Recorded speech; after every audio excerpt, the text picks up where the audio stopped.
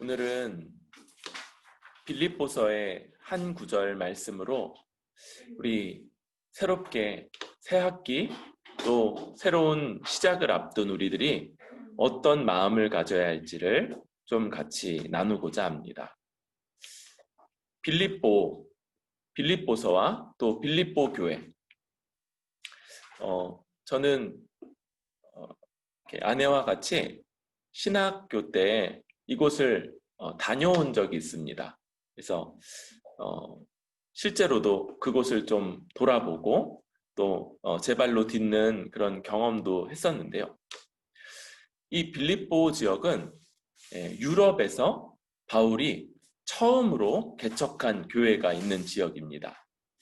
오늘 올려드린 이 지도는 사도행전 16장에 기록된 사도 바울의 세 번째 전도여행, 첫 번째 전도여행이 아시아를, 소아시아라고 부르는 아시아를 중심으로 이루어졌고요.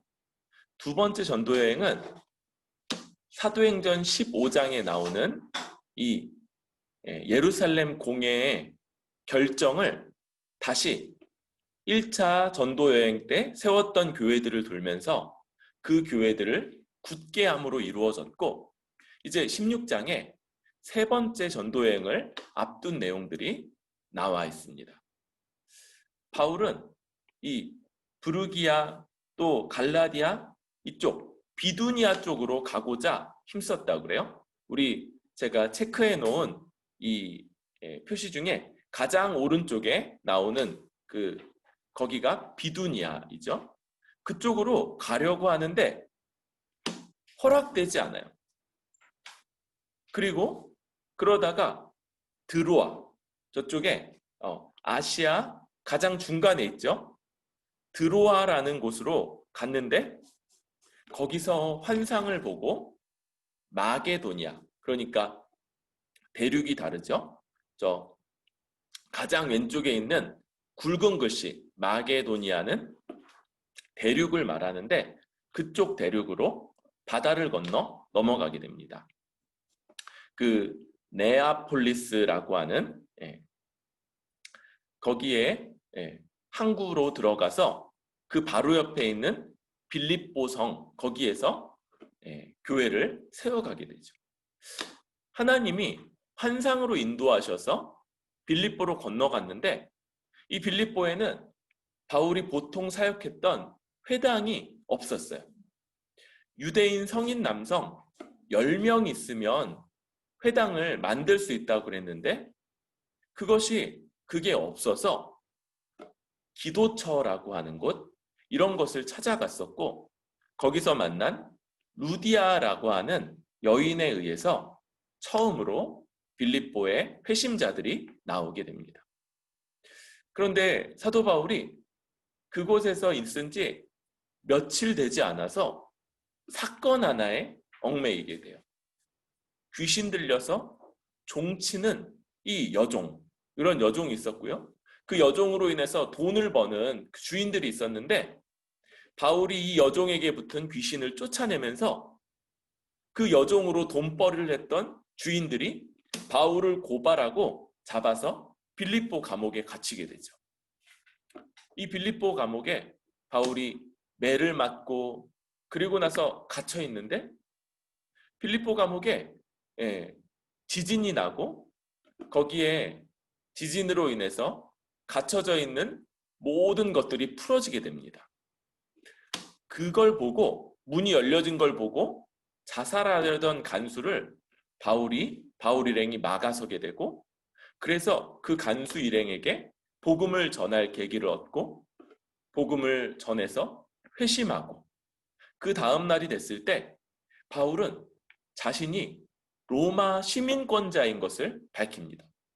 이 로마 시민권자에게는 어떤 법적인 권리가 있냐면 정당한 재판을 받을 권리가 있어요. 오늘날에는 이제 모든 사람들에게 있는 이 권리가 당시에는 로마 시민권자에게 있는 권리였죠. 그런데 그 권리를 사도 바울이 있다는 것, 자기가 로마 시민권자인 것을 밝히자 그 전날 바울의 죄가 뭔지 정확하게 재판도 안 한 채 때리고 감금했던 이 간부들이, 이 간부의 더 윗사람들이죠. 관리들이 사색이 돼서 바울을 찾아오고 바울을 잘 얘기해서 그냥 조용히 빌립보성을 떠나도록 간청하고, 바울은 어떻게 해요?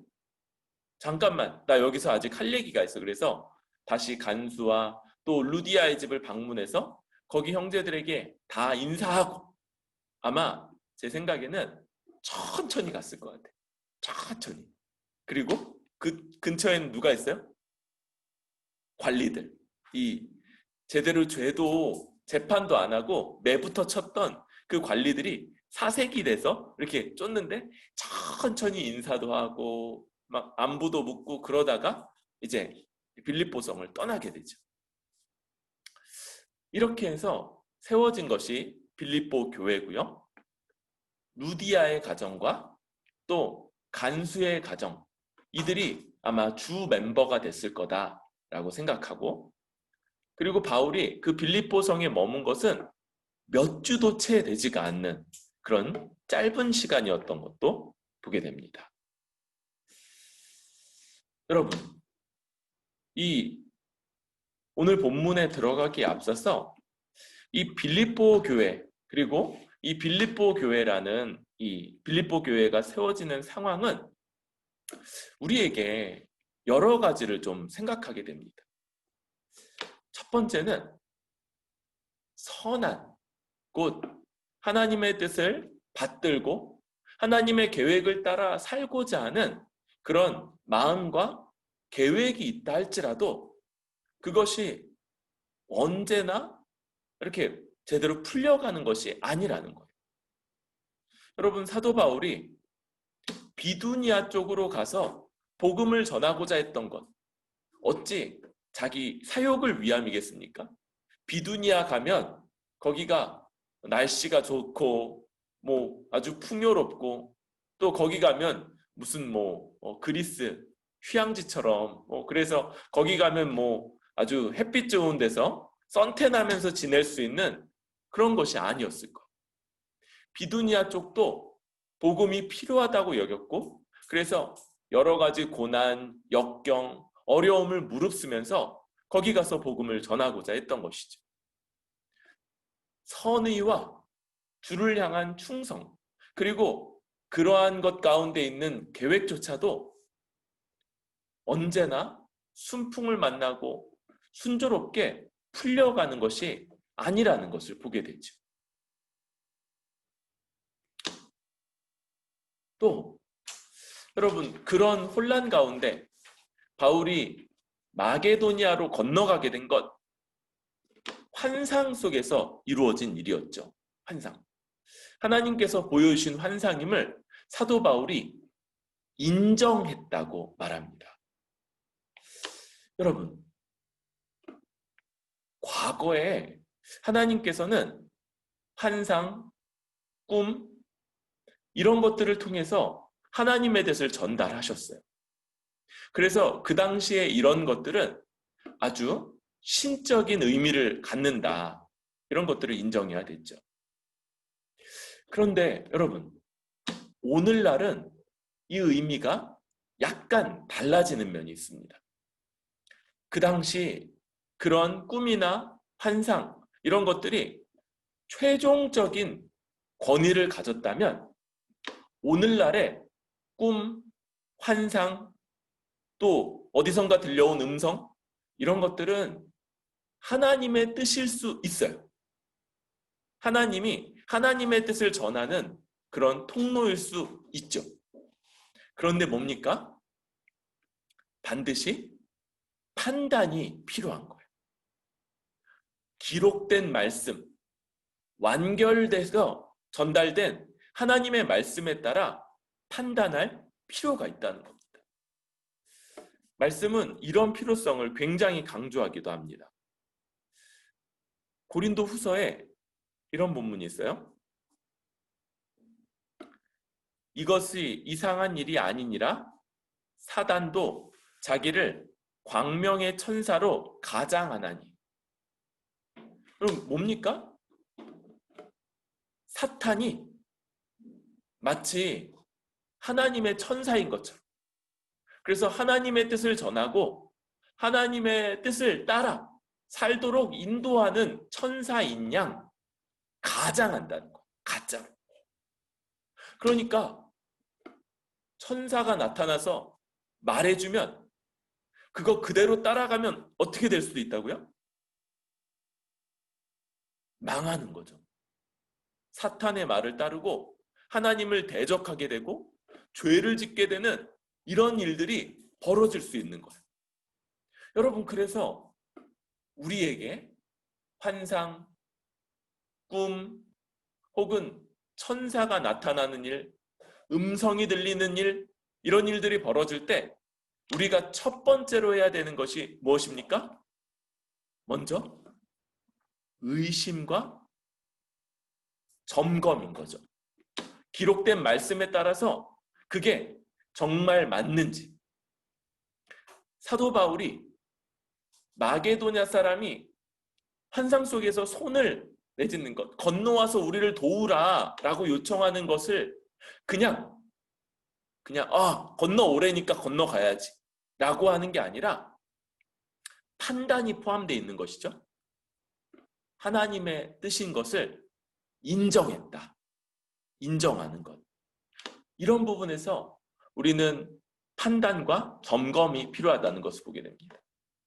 여러분, 바울의 또 삶 속에 이와 유사한 같은 사건을 놓고 해석이 다른 일들이 또 벌어져요.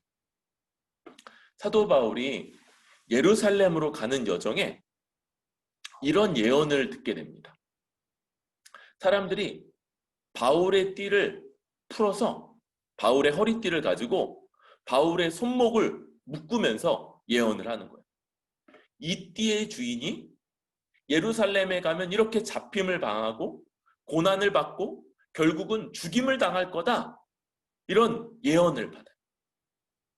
요거는 주어진 예언입니다. 그래서 바울을 사랑하는 사람들이 뭐라고 해석하냐면요. 예루살렘에 가면 잡히고 묶이고 끌려가서 죽임 당할 거니까 가면 안 된다라고 해석을 하는 거예요. 그런데 사도 바울은 뭐라고 해석합니까? 맞아. 내가 가면 잡히고 묶이고 끌려가고 죽임 당하겠지만 그러나 그렇게 가는 것이 하나님의 뜻이다 라고 해석하고 가는 거예요. 여러분, 우리에게는 아마 이런 일들이 오늘날 아주 주되게 벌어진 일들이 아닐 수 있어요. 그럼에도 불구하고 이런 일, 이런 상황들에서 하나님의 뜻을 따르고 분별하고 해석하고 이해할 수 있는 그런 능력이 있기를 바랍니다. 여러분, 이 빌립보에 교회가 세워지게 된 것을 중심으로 생각할 때 여러분, 우리의 삶은 우리가 원하는 대로, 계획하는 대로, 심지어 그것이 주님을 위하고 주님을 향한 충성으로 인한 계획일지라도 그대로 다 이루어지지 않는다는 것을 보게 됩니다. 그런데 우리는 우리의 계획, 우리의 뜻, 우리의 생각이 다 성취되지 않는다 할지라도 이 모든 것들을 주관하시고 주도하시고 인도하는 분이 계시다는 걸 알아야 되는 거예요. 바울이 비두니아 가고자 할 때 그것을 막아서시는 것도, 또 환상을 통해서 그를 전혀 계획하지 않았던 유럽 대륙으로 부르시는 분도 거기에서 사역하고 열매도 있지만 그러나 고난을 만나고 매를 맞고 갇히기도 하시는 이런 모든 과정들을 결국은 유럽이라는 많은 이들에게 복음이 전해지게 하는 그런 첫 교두보가 되게 하시는 그런 하나님이 계시는 것을 우리는 기억하고 인정하고 신뢰해야 하는 것이죠. 여러분, 우리 열심히 주를 위해서 계획을 세웁시다. 주를 위해서 계획을 가지고 또 수고하고 헌신하는 가운데, 그러나 그 일들이 우리 생각하는 바대로, 우리 뜻하는 바대로, 우리가 원하는 바대로 흘러가지 않을 때, 우리 또 주 앞에서 주신 말씀들을 부여잡고 이건 어떤 상황인지, 또 이런 일들 가운데 어떤 주의 뜻이 있는지 우리 안에서 우리의 계획을 점검하고 수정하라는 하나님의 뜻인지, 아니면 고난과 역경이 있을지라도 견디고 이겨내고 그래서 뚫고 나가라는 것인지, 이런 것들을 고민하고 판단하고 결정하고 또 계속해서 살아나가는 우리들 될 수 있기를 바랍니다. 여러분, 어떤 사람들은요 이렇게 생각하는 거예요. 아, 내가 지금 이런 어려움들을 만난 것, 과거에 잘못된 선택, 잘못된 판단 때문에 지금 이런 문제를 만났구나. 여러분, 이런 자세는요 전혀 우리 신앙인에게 합당한 자세가 아닙니다. 여러분, 생각해 보세요. 과거에 했던 선택, 뭐 예를 들면 내가 이 사람과 결혼한 것, 뭐 이런 거 있잖아요. 바꿀 수 있나요? 과거는 바뀌어지지 않아요. 그러면 우리 지금 만나는 현실, 고난, 우리의 어려운 환경이 그 과거의 일들 때문이라고 하면 지금 이것들은 어떻게 받아들여야 되는 거예요? 바꿀 수 없는 것. 그래서 후회하고 고민하고 고난스러워할 뿐이지 바꿀 수 없는 겁니다. 여러분, 그렇지 않습니다. 우리는요 바꿀 수 없는 과거지만 하나님께서 그런 과정들 속에서 우리를 인도하시고 이끌어 가신다는 걸 아는 거예요. 그래서 지금은 언제냐면요, 지금은 하나님이 보시기에 가장 선한 때입니다. 지금은 하나님이 우리를 두셔서 우리로 가장 선한 것을 고민하고 선택할 수 있게끔 만들어주시는 가장 좋은 때인 거예요. 그리고 지금 우리가 주 앞에서 고민하고 판단하고 선택하는 것들 부족할 수 있어요. 때로는 우리의 지식이 부족하고 우리의 판단력이 약해서 부족한 것을 택할지라도 우리 주님의 이 놀라운 은혜가 우리를 부여잡고 또다시 선한 길로 우리를 인도하실 거다 믿습니다. 여러분, 과거의 어떤 선택들, 과거의 어떤 경험들, 그것들 마치 하나님 계시지 않은 양 그것이 우리의 운명을 결정한다고 생각하지 마세요. 살아계신 하나님께서 지금 우리를 부여잡고 계시고 우리가 그 하나님을 신뢰하며 의지하며 판단하고 결정하는 것들, 그래서 이제부터 걸어가기로 결단하며 살아갈 때 하나님이 또한 우리를 부여잡으시고 인도하실 것을 믿고 힘차게 걸어갈 수 있기를 바랍니다.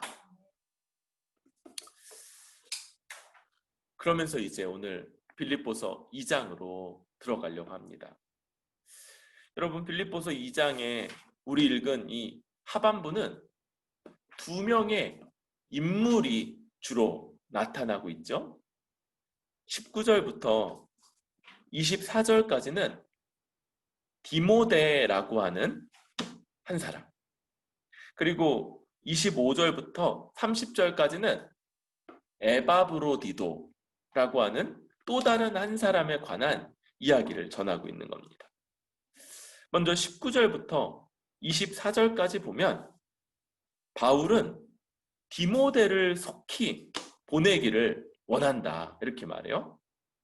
그럴 때 디모데를 보내면서 그 사정, 너희 사정을 알고 안위를 받으려 한다, 이렇게 생각해.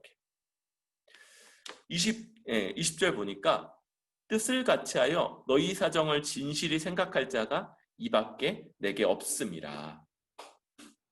디모데는 어떤 사람이냐면요, 사도 바울이 지금 어떤 문제, 어떤 상황, 어떤 어려움을 맞닥뜨린 이 빌립보 교회에 꼭 보내고자 하는 사람이, 힘써 보내고자 하는 사람. 그리고 그가 가면 어떻게 됩니까? 그 사정이요, 낱낱이 파악되고, 그런 사정들을 알고 또 그 사정들이 다뤄짐으로써 사도 바울은 안위를 얻게 될 거다, 안위를 받을 거다라고 기대하고 있어요. 왜 그러냐면 그 디모데는 빌립보 교회의 사정을 아주 진실하게 생각할 사람이기 때문이죠. 디모데라고 하는 이 사람을 사도 바울이 보내고자 하는 것, 이 디모데 역시 바울이 복음 전도하는 가운데 만났던 사람입니다. 다른 성경에서 이 디모데를 소개할 때 사도 바울은 디모데가 어려서부터 할머니 로이스, 어머니 유니게로부터 아주 훌륭한 신앙적 교육을 받은 사람, 물론 유대교적 교육이죠. 유대교적 교육을 받은 유대인이라는 걸 말하고 있습니다. 그런데 10대 중후반에 디모데는 바울을 만나고 회심하고서 바울을 쫓아서 선교 여행을 떠나게 됩니다. 그리고 10수년을 바울하고 함께 말 그대로 동거동락하는 거. 그 10수년을 날마다 바울과 같이 함께하고 함께 먹고 이야기하고 또 같이 복음을 전하고 고난을 받고 매를 맞고 갇히고 이런 모든 것을 함께하며 10수년을 지낸 사람입니다. 그리고는 이제 장성하여서 바울이 무슨 문제가 있으면 무슨 교회에 어려움이 있다 그러면 그를 보내는 겁니다. 왜 디모데를 보내는가? 22절 같이 한번 읽어볼까요? 22절 시작. 디모데의 연단을 너희가 아나니 자식이 아버지에게 함같이 나와 함께 복음을 위하여 수고하였느니라. 우리 이제 자식이 아버지에게 함같이 이렇게 말할 때 효도라든지 공경 이런 것을 이제 처음으로 생각할 수 있을 거예요. 그런 부분이 분명히 있겠죠. 그런데 이쪽 문화권에서 아버지와 자식의 관계가 뭐라고요? 아버지는 자식과 동일하다는 거예요. 지금 디모데가 10수년간의 그 경험, 함께 바울과 함께하고 먹고 마시고 자고 여행하고 복음을 전하고 고난받았던 이 모든 것을 통해서 지금 확실하게 확실하게 증명된 것이 뭐냐면 디모데는 바울과 같다는 겁니다. 같다. 먼저는 그 전하는 내용에 있어서 디모데의 입을 통해서 전달되는 내용, 그것이 바로 바울을 통해서 교회들에게 전해지고 가르쳐지는 것과 동일한 복음이라는 것. 그 내용이 같다는 겁니다. 또 그 10수년간의 이 일들을 통해서 증명된 것, 바울이 복음을 위해서 자기 생명을 내걸고 수고하고 애쓰는 것처럼 디모데도 그 복음을 위해서 자기 생명, 열심, 열정을 내는 이 태도에 있어서 같다는 거죠.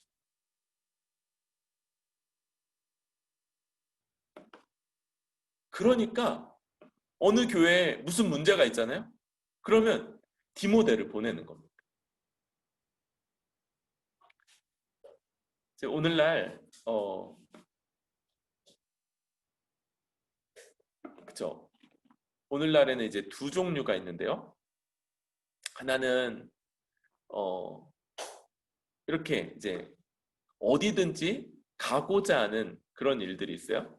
어디라도 가서 좀 이렇게 세워진 교회에서 목회를 하고자 하는 이런 분위기가 좀 있습니다. 그래서 뭐 어느 교회에서 청빙한다, 목회자를 청빙한다 그러면 뭐 수백 통의 원서가 온다, 이런 게 있는 것 같아요. 그런데 또 다른 한편으로는 이제 좋은 교회, 이렇게 건물도 좀 있고요, 성도 수도 좀 있고, 좀 괜찮고, 또 대우도 좀 잘해줄 수 있는 그런 교회? 이런 교회면 사실은 이제 공개 모집이 불가할 정도로 그렇게 많은 사람들이 가고자 하는 겁니다. 그런데 사도 바울이 디모데를 보내는 곳은 정반대인 곳이에요. 정반대. 가장 어려운 곳, 가장 문제가 있는 곳에 디모데를 보내고요. 그러면 디모데는 바울과 같은 복음의 내용, 바울과 같은 복음을 향한 열심과 열정으로 그곳의 문제들을 풀어내는 것이죠. 그러면 어떻게 합니까? 그럼 이제 상황이 안정되고 또 그러면 바울이 디모데에게 편지를 보내는 거죠. 디모데야, 어디 교회에 또 문제가 생겼다더라. 너 그쪽으로 좀 가야겠다. 이렇게 해서 또 다른 곳으로 디모데를 보내면서 이 사역이 이어져 가고 있는 것. 이것이 바로 바울이 디모데를 보내는 방식이고, 왜 그러냐? 바로 그에게 바울과 동일한, 바울과 똑같은 복음의 내용과 태도, 열심, 열정이 있기 때문인 것이지요. 여러분, 사도 바울이 디모데를 빌립보 교회에 보내고자 애쓰는 것, 이걸 생각할 때 우리는 그저 어떤 한 개인, 친분이 있는 한 개인의 문제라고만 볼 수가 없을 것 같습니다. 이것은 바로 복음이 우리에게 어떠한가를 나타내는 것이고요. 또 좀 더 확장한다면 그 복음을 전하는 자가 어떠해야 하는가, 이걸 나타내는 것이며, 조금 더 확장한다면 바로 교회 안에서 이 복음 사역의 근간을 이루게 되는 목회자가 어떠해야 하는가까지 갈 수 있는 것이죠. 여러분, 먼저 우리는 이 복음의 능력이 우리에게 필요하다는 것을 생각해야 합니다. 여러분, 우리는 펠트 니드와 트루 니드가 다를 수 있다는 걸 잘 생각을 못해요. 내가 느끼는 요구, 나에게 이게 좀 있으면 좋겠어. 나에겐 지금 이게 없어서 문제야. 나는 지금 돈이 없기 때문에 어렵고, 나는 지금 이성 친구가 없어서 나는 지금 행복하지 않고, 나는 지금 이런 것들이 안 풀려가지고 지금 문제야. 이런 것들이 뭐예요? 여러분, 이거 펠트 니드예요. 펠트 니드. 내가 필요하다고 느끼는 거. 그런데 여러분, 그게 트루 니드, 나의 진정한 필요, 나의 진정한 요구사항과 다를 수 있다는 걸 잘 생각을 못하는 거. 여러분, 내가 나를 모르는데 누가 나를 알 수 있겠습니까? 뭐 요즘 유행하는 노래 같죠 또? 내가 나를 잘 모르는데 나도 날 모르면 누가 나를 알 수 있어요? 오직 복음이 우리 눈을 밝히고요. 우리가 그거 있었으면 좋겠다. 그래서 뭘 사고, 뭘 얻기 위해 노력하고, 무언가가 좀 풀리기를 위해서 애쓰는 이런 것들을 뛰어넘어서 진정으로 나에게 필요한 것, 진정으로 나에게 있어야 하며, 진정으로 내가 누구인지를 깨닫게 하고, 알게 하고, 그리고 그런 사람으로서 살아갈 수 있는 능력을 준다는 겁니다. 여러분, 복음은 언제나 우리에게 너무 중대한 문제. 우리 주 예수님께서 하나님 앞에 우리 죄로 인해 진노와 저주를 받아 죽어 마땅한 자인 우리 대신에 십자가에서 죽으셨다는 것.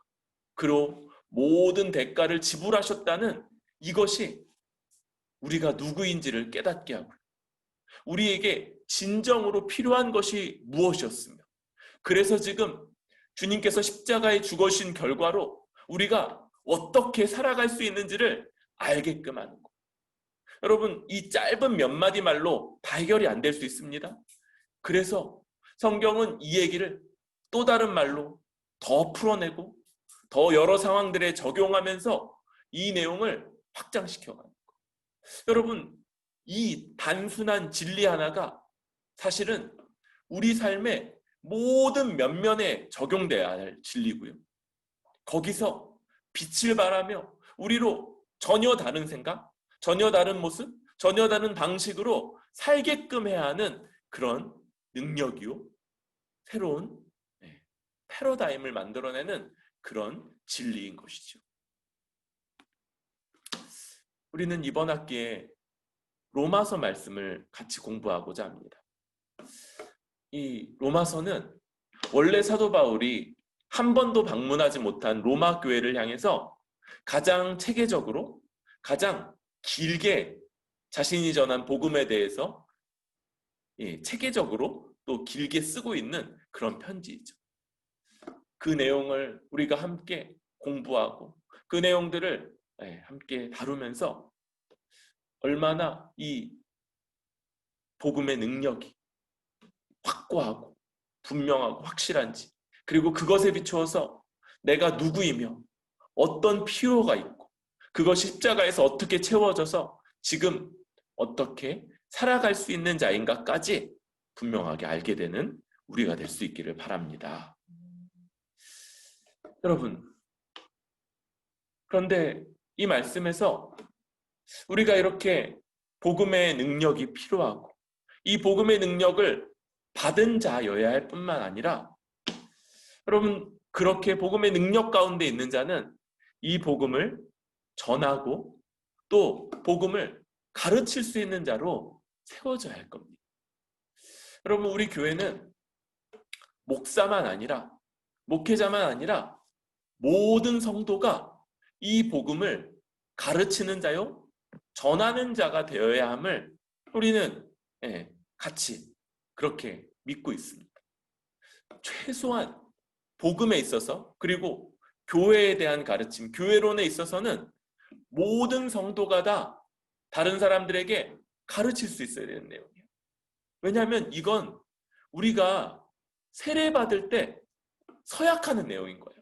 나는 이걸 분명하게 믿습니다. 그런데 보험 약관 그 글씨 쬐끔해가지고 우리 그거 제대로 안 쳐다보는 것처럼 그냥 헛된 맹세로서 있을 수 없는 거죠. 이것은 우리의 존재에 대한 고백이고 우리의 믿음의 본질에 대한 고백이면서 이것 우리가 빈말이 아니라 하나님 앞에서 굳게 붙잡아야 될 능력이고 또 우리의 마땅한 믿음의 내용인데 이 정도는 누구에게든지 가르칠 수 있어야 되겠죠.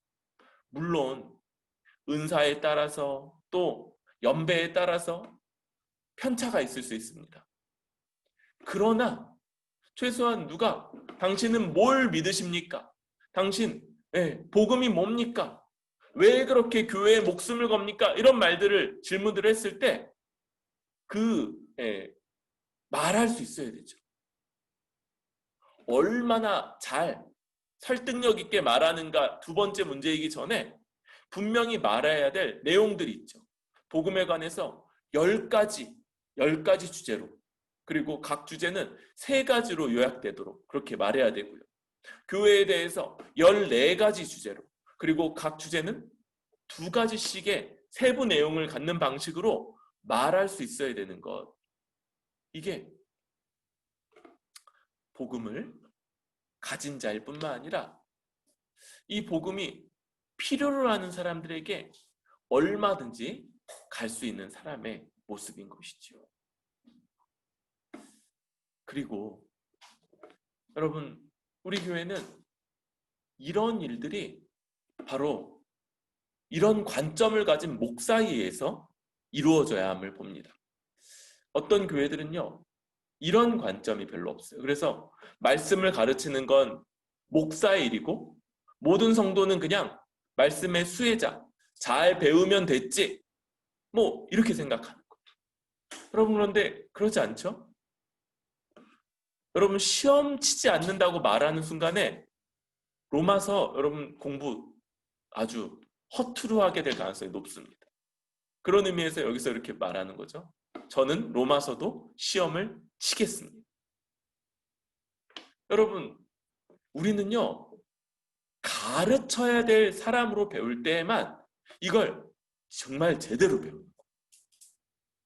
내가 이거 다른 사람들에게 말할 수 있을 때야만 진짜 자기 거라고 할 수 있는 거예요. 내가 그냥 막연하게 대충 알지라고 생각하는 건 실상은요, 아는 게 아닌 거예요. 말로 표현되지도 않고 그게 표현됐을 때 다른 사람들이 알아들을 수 없다면 그건 진짜 아는 게 아닌 것이죠.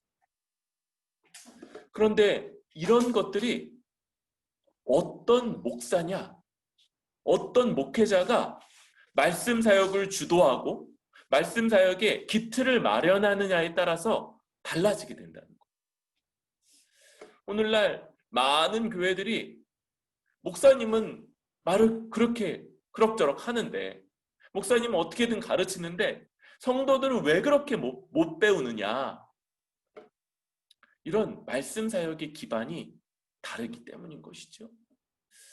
여러분, 우리는 아예 교회 자체가 이런 목회자를 세우는 것까지 우리의 사명으로 여기고 있습니다. 바울이 디모데를 보내면 빌립보 교회의 모든 문제들 해결되고, 내가 디모데를 보내면 이제 안위할 수 있을 거다라고 여길 만큼 우리 주변에 그런 목회자들을 세우는 것, 이 일에 관심을 갖고 기도하고, 그리고 우리가 할 수 있는 대로 그 일에 한 책의 사람들 사역에 동참하는 것, 이것이 바로 우리 교회가 말씀 사역, 복음의 능력을 붙잡기 위해서 행해야 되는 그런 바다라고 할 수 있겠죠. 그러면서 말씀은 25절부터 그 이름도 어려운 한 사람을 소개합니다. 이름이 뭡니까? 에바브로디도.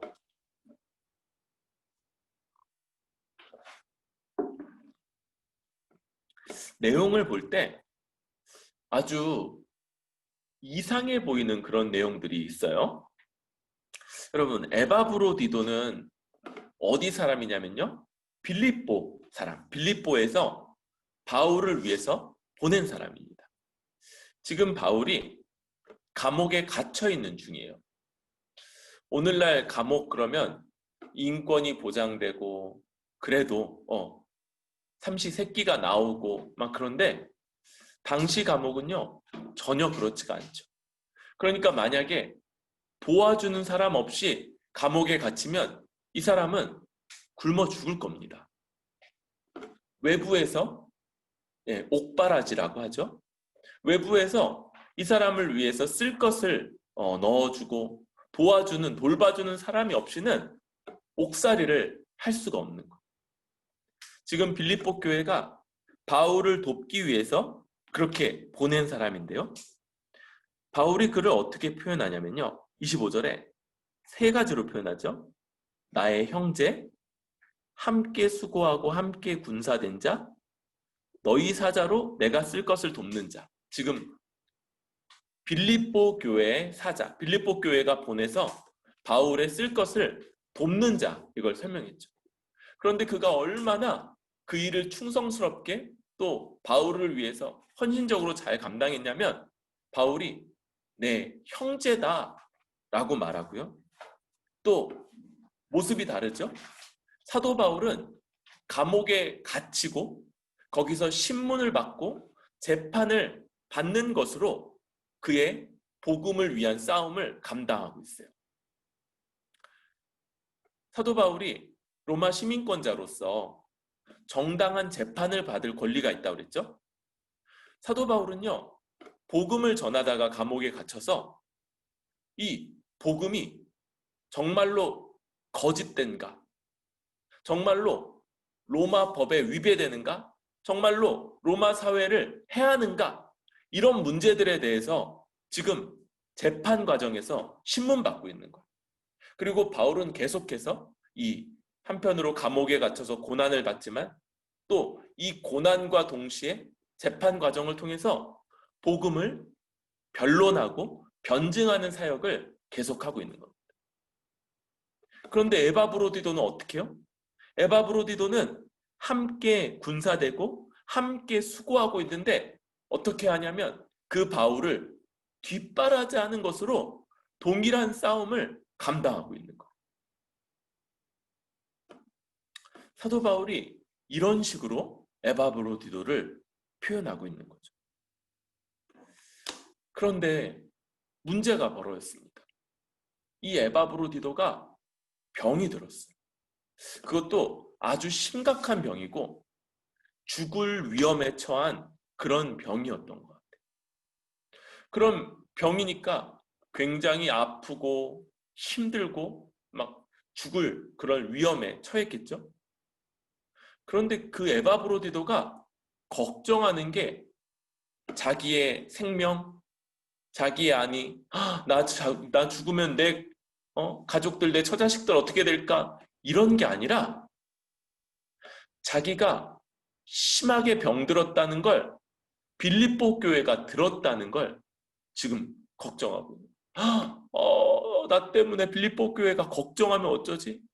빌립보 교회가 이것 때문에 심히 그러면 어떻게 하지? 지금 그걸 근심하고 있는 겁니다. 그런데 기적이 일어났어요.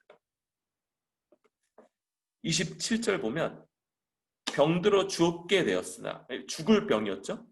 그런데 하나님이 그를 긍휼히 여기셨고요. 또 바울을 긍휼히 여기셔서 근심의 근심을 면하게 하셨어요. 그래서 그가 기적적으로 회복이 되었습니다.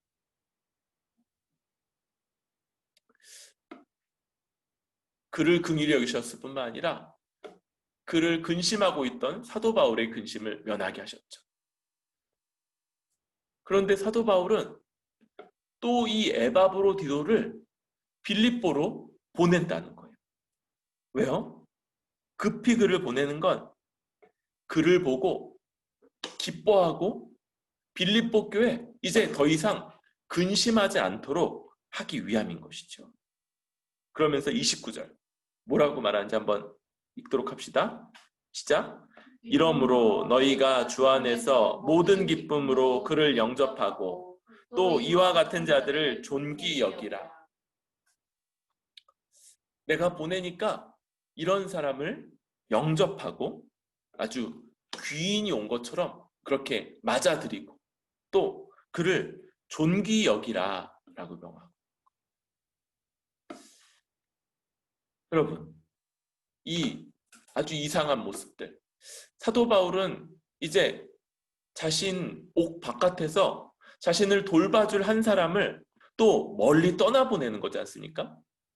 그러니까 이 일은 바울에게 있어서도 상당한 부담, 상당한 어려움을 감수해야 되는 일이었을 거예요. 그런데 또 이렇게 빌립보 교회에 에바브로디도를 다시 보내면서 빌립보 교회가 안위를 얻고 또 에바브로디도가 빌립보 교회가 자신이 다 나았다는 것을 빌립보 교회에 알릴 수 있도록 하고 그래서 그의 근심을 덜게 하고 또 그런 빌립보 교회에 이런 사람을 영접하고 또 존귀하게 여기라라고 명령하면서 이렇게 쓰는 것이죠.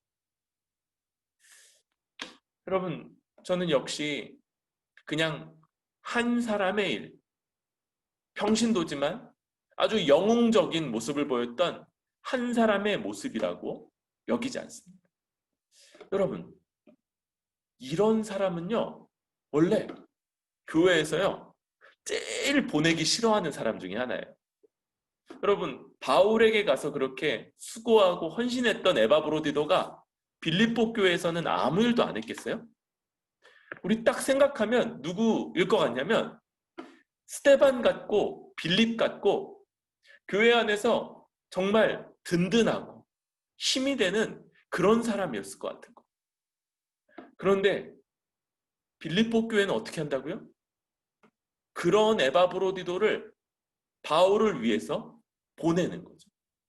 바울을 위해서 보내서 이 바울의 옥바라지, 옥중에서의 이 변론 사역을 계속해서 돕도록 하고, 에바브로디도는 거기 가 있지만 또 자신의 안위를 돌보지 않고 오히려 교회를 근심하고, 바울 역시도 자기의 유익이나 자기의 안위 이런 것들을 돌보지 않은 채 에바브로디도가 빌립보 교회에 가서 자신이 나았음을 알릴 수 있게 하고, 또 빌립보 교회가 그런 에바브로디도를 아주 존귀하게 여기며 영접할 수 있도록 편지를 보내고 있는 이런 모습.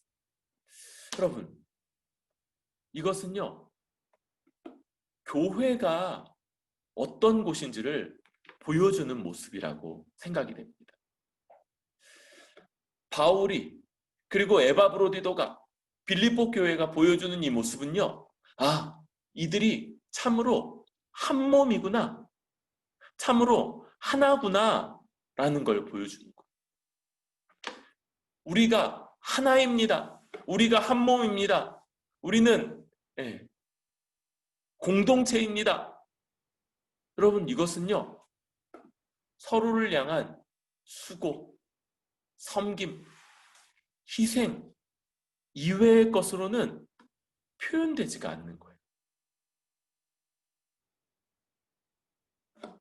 수고, 섬김, 희생, 이것으로 드러나지 않는 모든 한몸됨, 하나됨, 공동체됨의 고백들은 다 아주 헛되다고 할 수 있습니다. 자신을 돌보지 않고 다른 지체를 위해 자신의 유익과 자신의 이익을 희생하며 섬기는 이 모습, 바로 이것이 복음의 능력으로 나타나는 교회의 모습이고, 또 이런 모습이 얼마나 분명하게 나타나는가가 그 교회가 복음의 능력에 굳게 사로잡혀 있는가를 드러내고 증명하는 척도라고 할 수 있는 것이죠. 여러분, 우리는 먼저 이런 일들이, 이러한 모습이 아주 이상하다고 말씀드렸죠. 일반적이고 일상적인 모습이 아니라는 걸 알아야 돼요. 제가 일반적이고 일상적이 아니라는 건 바로 이 세상에서 그냥 얼마든지 나타나는 모습이 아니라는 거예요. 왜 그렇게 독특하고 특별합니까? 이것은 오직 예수 그리스도의 십자가 복음만이 만들어낼 수 있고 또 드러나게 할 수 있는 그런 능력이요, 그런 모습이기 때문인 것이죠.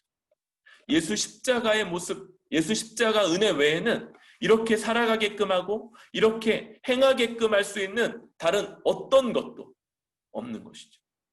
어떤 것도 그렇게 살게끔 만들어주지 못하는 거예요. 그런데 놀랍게도 예수 십자가의 복음은 우리 같은 사람들, 이전에 죄악 가운데 자기를 위해 살고 서로 뿔뿔이 흩어져 갈등하고 반목하던 사람들을 하나 되게 하고 한 몸 되게 하고 그렇게 살아가게끔 하는 것이죠. 그런데 여러분, 이런 교회적인 삶은 자동적이지 않다 말씀드렸습니다. 당연히 자연스럽게 얼마든지 그냥 나오는 것이 아니에요. 헌신하고 결단하고 수고하고 애쓰는 것이죠. 여러분, 우리는 복음을 힘써 배우기 위해서, 복음을 알아가고 이 복음을 더 굳게 붙잡기 위해서 애써야 되는 사람들입니다. 그리고 그 복음을 그렇게 힘써 배우고 붙잡고 그 복음을 믿는 사람으로서 이제는 그 복음의 기초에서 다른 지체들을 나와 한 몸이라고 인정하고 그 지체를 위해서 나의 시간, 나의 에너지, 나의 물질을 구체적으로 들여서 수고하고 섬기는 것. 이걸 우리가 결단하고 행해야 되는 것이죠. 여러분, 그 모습이 우리가 얼마나 복음의 능력에 사로잡힌 사람인가를 드러낼 뿐만 아니라 오직 그것만이 우리가 믿는 바가 정말로 복음인 것을 나타낼 수 있는 그런 모습이 될 것입니다. 여러분, 우리는 여러 가지 이 상황, 또 환경, 또 분위기 이런 것들에서 핑계할 게 많은 세상이에요. 그렇죠? 지금만큼이나 안 만나도 상관없고 지금만큼이나 그냥 서로를 위한다는 명목으로 대면하지 않을 수 있는 그런 때가 없는 것 같습니다. 그런데 여러분, 놀랍게도 본성이 변했다면 정말로 예수 십자가 복음을 믿어서 우리가 새 존재가 되었고 그리스도와 연합한 존재요 그리스도의 마음을 가진 존재가 되었다면 상황, 환경, 이 모든 것들은 그 본성의 나타남을 막을 수 없을 거라. 여러분들에게 또 우리 교회에 이렇게 도전을 합니다. 여러분, 지금 많은 사람들이 어쩔 수 없다. 교회적으로 살아가기에 이것밖에는 우리는 지금 상황이 안 되고 환경이 안 된다라는 것들을 거기서 멈추지 않기를 바랍니다. 우리가 어떻게든 이 상황들을 뚫어내고 이 상황들 속에서도 서로를 돌보고 서로의 안위를 챙기고 서로가 함께 복음 안에서 굳게 서 있는지를 확인하고 또 격려하면서 함께 세워져 갈 수 있기를 바랍니다. 우리 빌립보 교회의 모습을 바라보면서 빌립보 교회에 디모데를 보내는 이 모습, 그래서 복음의 능력이 그 가운데 나타나고 복음의 능력으로 당면한 여러 상황과 문제들이 극복될 것을 기대하고 또 그럴 때 에바브로디도, 바로 에바브로디도는 빌립보 교회의 대표이며 빌립보 교회가 어떤 곳임을 나타냈을 텐데 우리들 자기 자신이 아니라 다른 지체들을 내 몸과 같이 돌보고 챙기고 섬길 수 있는 그런 자들, 그로써 우리가 정말 복음의 능력 가운데 있고 복음의 능력을 붙들고 있고 또 믿고 있는 자임을 나타내고 증명할 수 있는 우리 뿌리 깊은 교회 될 수 있기를 바랍니다.